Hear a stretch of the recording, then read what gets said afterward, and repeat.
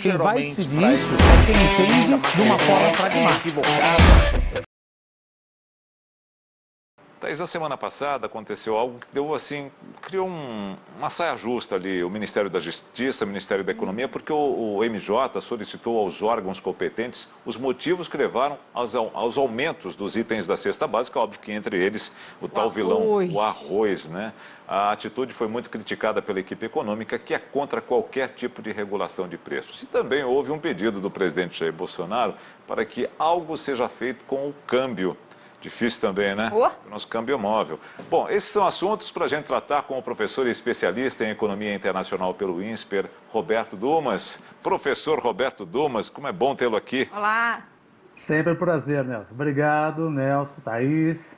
Bom, vamos começar, né, Thaís? Você quer começar por qual? Eu ia falar dessa questão do tabelamento, até que ponto, né? Isso gerou uma repercussão muito grande, porque enquanto algumas pessoas questionavam essa alta, o mercado já pedia isso. Olha, não dá para ter tabelamento, é parte do jogo. E é isso mesmo, é parte do jogo, Dumas. Veja, se Deus quiser, pelo que nós estamos vendo até agora, não está tendo tabelamento nenhum. Mas começa a assustar. Por exemplo, o presidente pedindo lucro próximo de zero. Onde já se viu pedir lucro próximo de zero? Eu vou trabalhar de graça agora? E, por outro lado, fala, não, eu quero um preço patriótico. Olha, não sei, mas desde que eu estudei economia, preço patriótico ou não, ele responde às forças de oferta e demanda, sendo patriótico ou não. Agora, começa já a assustar, por enquanto foi uma narrativa de pedido, mas aí a Senacom, que é ligado, que nem você falou, ligado ao Ministério da Justiça, notificando empresas de distribuição e venda de alimento para questionar a alta no preço dos produtos. Meu Deus, mas questionar o quê? Por que subiu o arroz? A questão é muito simples, o câmbio depreciou, portanto, aqueles que exportam arroz ganham mais dinheiro exportando, e se quiserem atender o mercado doméstico, querem fazer a mesma margem. Como teve todos esses auxílios emergenciais, a demanda aceitou esses aumentos e os produtores estão lucrando, quer exportando ou ganhando aqui. Eu não entendo o que eventualmente eles querem de explicação. E aí vem outro ponto, que o PROCON parece que vai fiscalizar estabelecimento em caso de preços abusivos.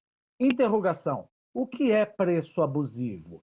Aquele que é 12, 14, 15% de retorno, 16%, e se ele achar abusivo, que ninguém sabe exatamente o que seria abusivo, pode ter uma multa aí, uma autuação de 10 milhões de reais. Quer dizer, por enquanto não é um tabelamento, mas sabendo que um governo onde você tem um ministro formado pela Universidade de Chicago, com Milton Friedman, Paulo Guedes, e ainda pedindo esse tipo de informação, qual seria o próximo passo? Espero que esse tipo de informação seja mais para inglês ver, do tipo, olha como eu estou preocupado, mas não vai passar além de um tipo, quero intervir, mas eu não acho meritório, em hipótese alguma, intervir no preço. Não há a menor possibilidade disso acontecer, é desconstruir completamente toda a agenda dita liberal do governo até agora. Roberto Dumas, agora então a gente, bom, eu e a Thaís conversamos aqui com produtores, com o APAS, que é dos supermercados, né, e todos deixaram bem claro que realmente o que houve aí foi uma falta de oferta, né? Houve uma venda, uma venda posterior, ela não é feita hoje, ela foi feita, ela é programada anteriormente, ou seja, você já põe o seu estoque para venda e combina isso com antecedência, então não dá para falar que foi agora. E também a falta de produção, exatamente por conta da seca que aconteceu no sul do país. Então parece pelo que eu e a Thaís conversamos, não tinha muita culpa de ninguém. Foi uma questão realmente sazonal, foi uma questão ali do momento, né?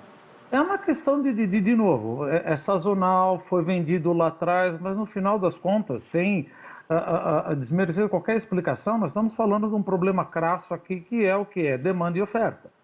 E aí parece que, obviamente, pelo fato do câmbio ter depreciado, ou seja, o nosso real ter depreciado, o presidente quer que o presidente do Banco Central faça alguma coisa. Não tem nada para fazer, como você bem colocou. Veja, tem uma matriz onde fala que meu câmbio é flutuante.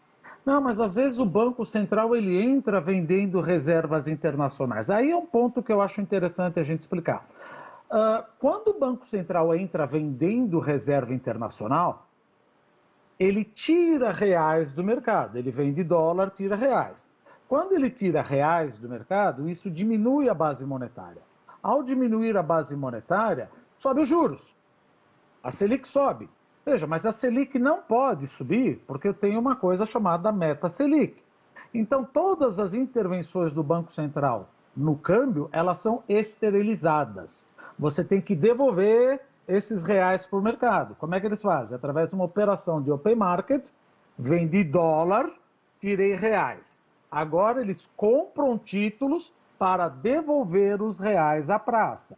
Agora, quando os fundamentos macroeconômicos mudam, os agentes econômicos ou eles querem mais juros ou menos juros. Não adianta você dar 2 ou 3 bilhões se a tendência, não estou querendo dizer que é isso, mas se a tendência do câmbio for depreciar, não é dar apenas uma saída para uma parcela que quer ir embora. Mas eles estão pedindo, se o risco é maior, quer um retorno maior. Não, isso eu não dou. Eu só dava na época do Gustavo Franco, quando era a época da âncora cambial. Agora tem uma coisa chamada meta Selic e meta inflação. Então não adianta o Banco Central intervir ou o Bolsonaro, o presidente, pedir para que o Banco Central faça alguma coisa com o câmbio. A única coisa que se pode fazer com o câmbio, dado que, assumindo que mudamos os fundamentos macroeconômicos, é através de juros. Intervenção só tira um pouco a pressão da panela de pressão que vai voltar a esquentar daqui a 2 a 3 dias. Então não tem, é inexorável. Se o risco aumentou, a população quer ir embora.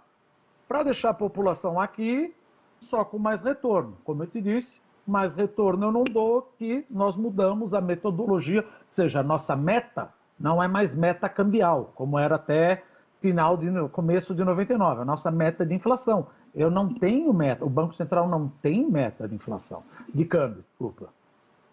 Mas para esclarecer, principalmente para quem está em casa, porque é a ponta que sofre, né? É o trabalhador que vai tentar comprar e aí está pesando no bolso, vai ter que escolher na hora de colocar o item no carrinho. Para esse caldo não entornar, você falou que a pressão vai aumentando e vai diminuindo. Você acredita numa estabilização? Dá para prever isso ou não? O mercado realmente é uma incógnita no atual momento e não dá para prever isso? Não, veja, tudo a gente faz algum cenário e cenário é aquela coisa, nós alocamos probabilidade. Quando não há probabilidade é uma total incerteza. Ou seja, dá para se prever o quê? O auxílio emergencial ajudou muito, a demanda aumentou. De novo, olha o diabo das curvas oferta e demanda. A oferta, eles preferiram exportar, a demanda aumentou bastante por causa do auxílio emergencial, 600, 300, e agora o auxílio emergencial diminuiu. Então, talvez a demanda caia. Mas isso certamente deve voltar até outubro. Então, é uma coisa pontual, não é que a coisa veio para ficar. Mas uma coisa você colocou interessante. De fato, a inflação de alimentos, ela já está rodando 11,5%. Mas o IPCA, que é o quê? Todos os preços, ele está rodando a faixa de 2,1%. E o pessoal às vezes não entende. Como é que pode a carne subir 70%, o arroz subir 40%, a inflação rodar 2,1%? Veja, a inflação é o nível geral de preço. No momento que eu tenho uma inflação de alimentos de 11% ou 13%, eu tenho uma deflação de serviços que compensa a inflação geral de preços. Então, é isso que muita gente às vezes acaba falando, o governo está mentindo. Não, o governo não está mentindo.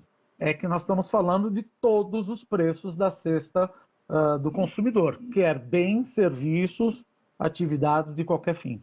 É por isso que quando você faz essa divisão, quando você pega a inflação para determinadas camadas da sociedade, é que você percebe quem paga mais, quem paga menos. Exato, né? Por exemplo, o supermercado, o mercado, esses pesam muito no bolso das pessoas que recebem menos, né?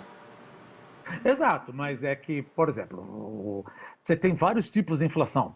Se a gente quiser falar da inflação de alimentos, essa subiu drasticamente. Por quê? Porque o câmbio subiu e o preço da commodity subiu, e aí aquele que mais tem um impacto, por exemplo, o preço dos alimentos dentro do cesto de bens e consumo é muito mais pesado para uma camada mais baixa da sociedade. Isso pesa mais. E essa inflação já está 11,9%, 12%. Isso pesa mais. Agora, todo o Brasil, todas as camadas e todas as regiões, isso a inflação está em 2,1%. Mas é aquela coisa, no final das contas, por mais que seja uma narrativa, a minha inflação, a tua inflação, a inflação dela, o que importa é o quê?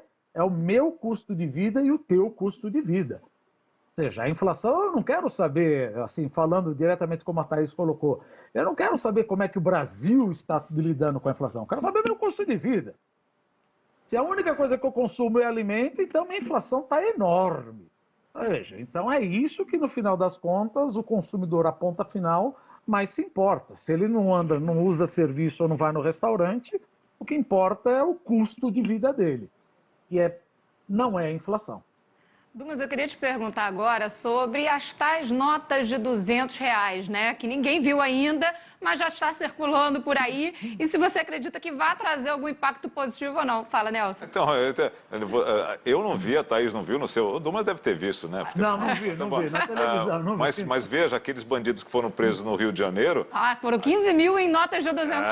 Eles já tinham os R$ 200 na mão, tá vendo? Então parece que... A gente está no grupo certo.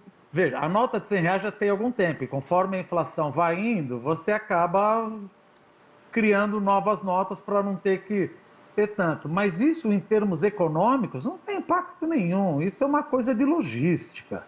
Não quer dizer que a inflação subiu, ou isso vai trazer mais inflação. Isso, resumindo, não tem nada de economia, e é apenas um lado logístico, na minha opinião. Agora, só para encerrar da minha parte, Dumas, nós, quando sempre a gente conversava aqui mais cedo, a gente falava do V da economia, né? Queda sim, subida sim. O ministro Paulo Guedes falou outro dia que nós já estamos na recuperação em V. Estamos mesmo?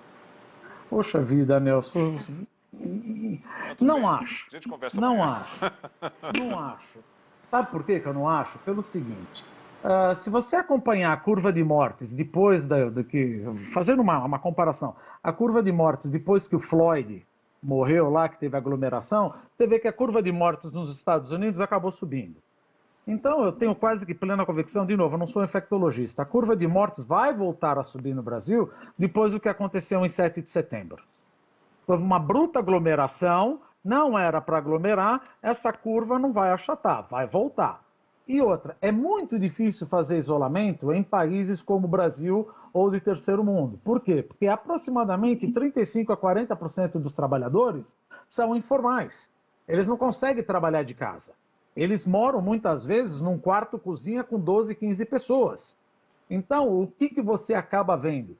Se por um acaso o teto de gastos for rompido, isso é óbvio, nós vamos cair. Mas veja, nós tivemos essa recuperação em V de graças a Deus ao auxílio emergencial. Só que o auxílio emergencial acaba em dezembro. E aí, o que vai acontecer comigo onde eu não achatei a curva e não tenho nada para substituir eventualmente o auxílio emergencial, como está falando? Aí pode falar, vamos voltar com o auxílio emergencial. Também não é uma boa ideia, porque aí a curva de juros aumenta e o consumo e investimento compensa esse aumento do auxílio emergencial. Péssima ideia. O auxílio emergencial é bom, mas ele é tipo uma droga.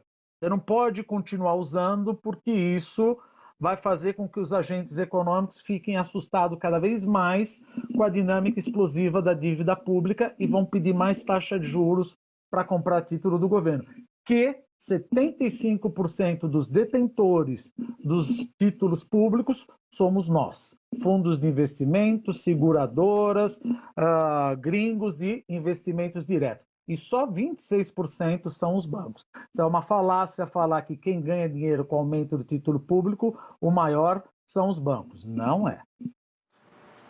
Professor Roberto Dumas, mais uma vez, muito obrigado por nos atender aqui e trazer todas essas explicações importantes. Prazer de novo.